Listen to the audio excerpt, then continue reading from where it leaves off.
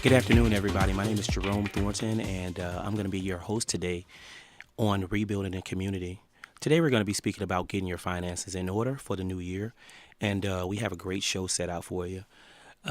Before we move forward, I just want to thank all of the listeners out there, everybody that's in Dallas, Texas, Portland, Oregon, of course, Elgin, Chicago, Illinois. I would like to thank everybody for tuning in. Now, we all know that America has long been the land of opportunity and has been one of the wealthiest countries in the world. Even though these things are true and we have a lot of millionaires as well as billionaires, the average American is still struggling with personal finance. I, this is one of the main things that is important to me because when I was in the second grade, I was had a reading class, and reading class it was a story about the ant and the grasshopper. And basically, they were in the summertime, and the ant always was working. And the grasshopper one day walked up to the ant and said, "Well, you know what? Why are you working so hard?" And the ant told the grasshopper, "Simply because winter is on the way. And if you don't work hard, when winter gets here, you're going to be out in the cold." Eventually, the grasshopper never listened, and he always pretty much laughed at the ant.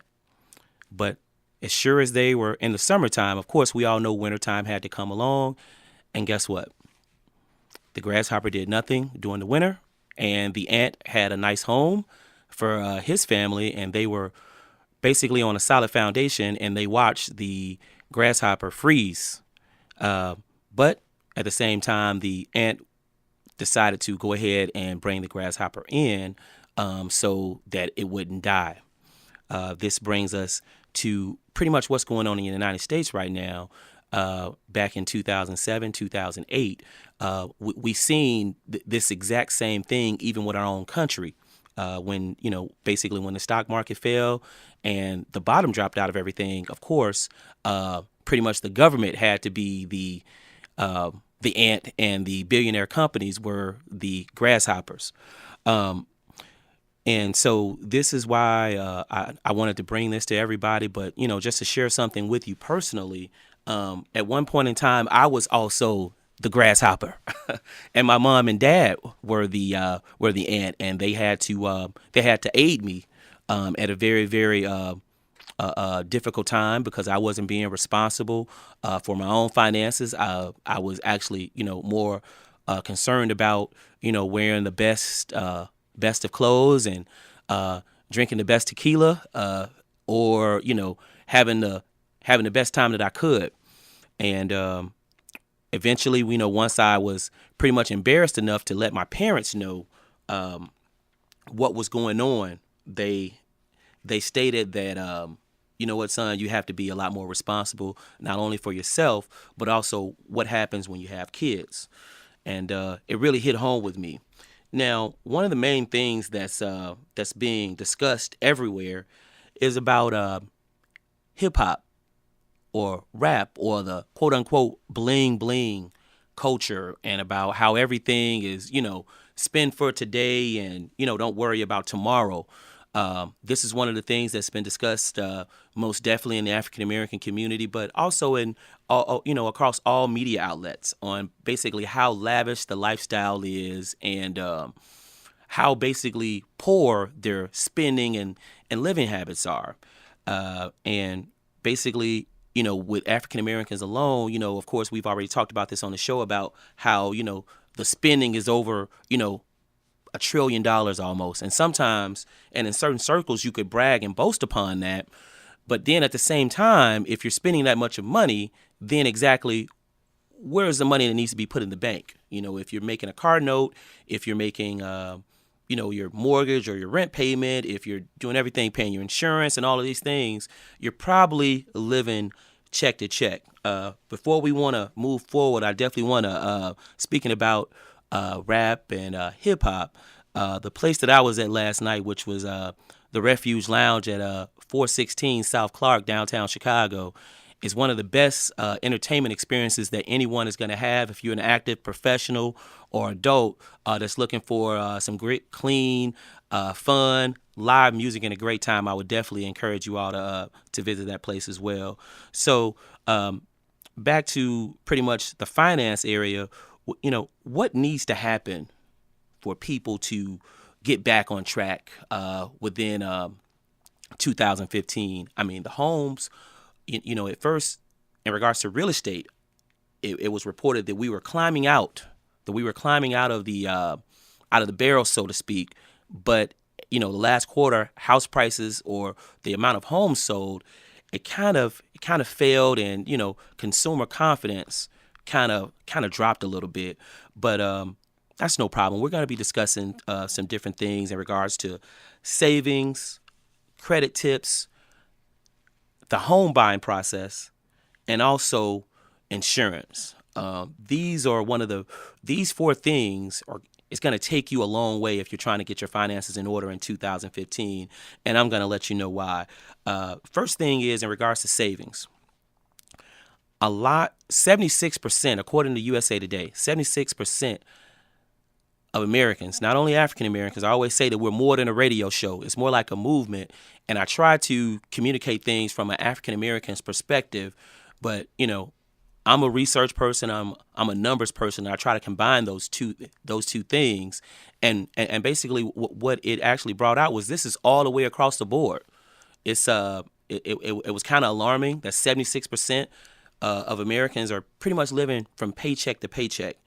And that put me on tilt. And basically, no one has any emergency funds, and that's alarming. Basically, let me let everyone know what emergency funds mean.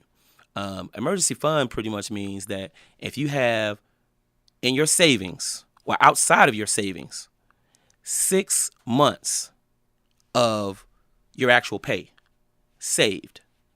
So if anything happens in regards to pretty much you being laid off, or if there is a medical emergency, you'll know that guess what? You won't have to resort to different things such as payday loans or borrowing money from family. You'll be able to go ahead and go into that fund, and then you'll be able to, pretty much remain on track.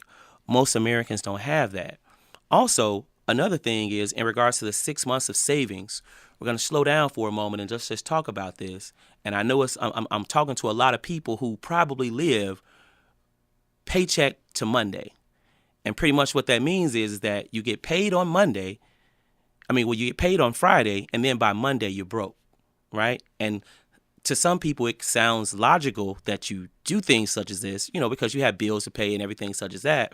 But you know what? That doesn't include buying Nikes.